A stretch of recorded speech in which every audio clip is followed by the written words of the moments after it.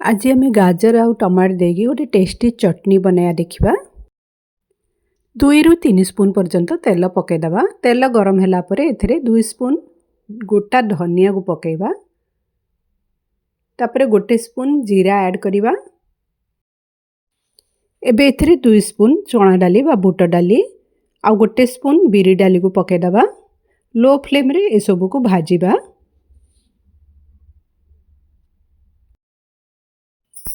तापरे सुखिला लंका ऐड करिबा। लंका आपण निज टेस्ट हिसाब रे पकेबे। मु एठारे 2टी सुखिला लंका पकेइछि। बुट डाली लाल होला पर्यंत भले से आको भाजी देबे। लो फ्लेम रे भाजीबे। तापरे काटी की रखिथिबा गाजर को एथिरे ऐड कर दबा। हाई फ्लेम रे 1-2 मिनिट पर्यंत गाजर को भाजीबा। तापरे एथिरे टमाटो ऐड करिबा।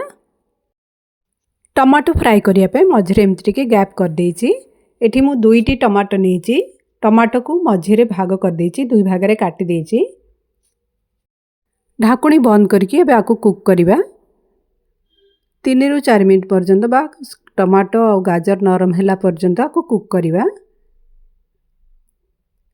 देखंतु एठी टमाटो सॉफ्ट हो जाइछि। एबे गैस रो फ्लेम को बंद कर देकी आको भलो से ठंडा कर दबा।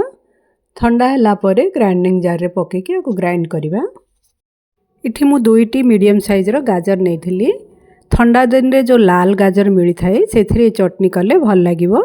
एथिरे स्वाद अनुसार लूण पानी पके की ग्राइंड कर दबा। हमर टेस्टी गाजर चटनी बनी जिवो। आपण एई रेसिपी थरे ट्राई करिवे। जदि आज रे वीडियो बा रेसिपी आपण भल लागिला ताहले प्लीज लाइक शेयर सब्सक्राइब कर देबे।